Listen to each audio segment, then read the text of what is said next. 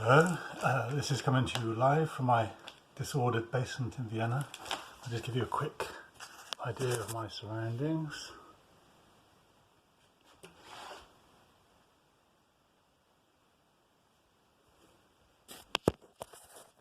This is where all the rubbish gets dumped. We've only been here a few weeks and nearly all that time we've been in lockdown. I'm going to read from the book Veronique. It's the fourth of my novels in the Third Republic series. All of them have been published by Fahrenheit. They're pretty much all standalones. A Dead American in Paris is a kind of sequel to A Citizen of Nowhere, but you don't have to read them in order. This one doesn't feature any of the characters from the earlier books, but it is set in 1930s France. This one on the south coast near Roban, Languedoc. The previous ones are all set in Paris. Okay, so I'm just going to start from the beginning. They burst into the gendarmerie shouting. One of them grabbed Lieutenant Aucouturier's arm. It was approximately 8:30 in the evening on Monday, August the 8th, 1932. Aucouturier was preparing to close the station for the night. There were three of them, all boys, whose ages ranged from 12 to 15. Aucouturier calmed them down. "What's going on?" he said. "Justine Batil, she's not come home. People are looking for her." Seconds passed with Aucouturier rooted to the spot, his brain processing pertinent information along with a mass of irrelevancies. He couldn't distinguish between these conflicting streams of thought until they finally coalesced into one word, Veronique.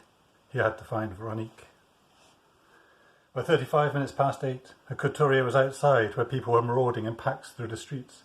Someone shouted Aucouturier's name, but when he turned to look, he couldn't work out who had called him.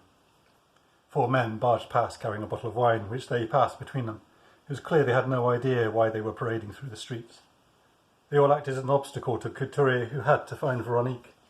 Another alcohol-fueled group jostled him, and one of them shouted, "What are you doing about all this?" What was he doing? Couturier had had enough of staring in bemusement at people as they went this way and that. Like a tortoise, he retreated to his shell, the gendarmerie. Alone in the quiet and dark, the empty building providing a respite from the conflicting confusion playing out in the streets, he knew he must take control of the situation somehow. Before he could get his thoughts in order, one of the three young lads stuck his head round the door to ask if Aucouturier was coming. "There are too many people," Aucouturier said. "I need reinforcements." He picked up the telephone and put a call through to Second Lieutenant Deschamps, who policed a much smaller neighbouring town. Luckily, Deschamps hadn't left the office, so Couturier instructed him to round up 5 or 6 men and to meet him in 30 minutes.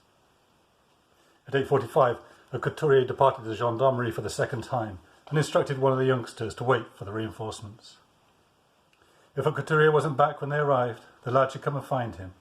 The boy saluted, said, "Yes, sir," and began petting the mongrel dog, who more or less lived on the gendarmerie's doorstep. Couturier set off to find Veronique.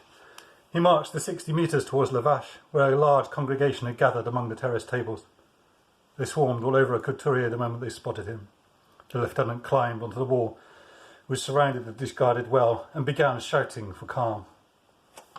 He felt like some heretical preacher addressing a medieval crowd of peasants.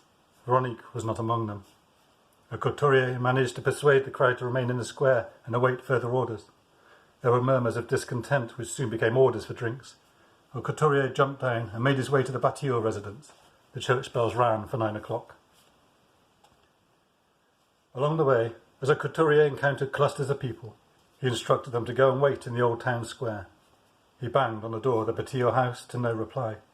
No reply from the neighbours either, although all these houses had their lights on. A woman opposite shouted from a bedroom window, "They're out looking for the girl." Couturier watched as this woman then kissed the forehead of the baby she was holding. Couturier returned to the gendarmerie. The time was 9:20. Second Lieutenant Deschamps and 2 low-ranking gendarmes were waiting for him. I'm sure we'll read more another time.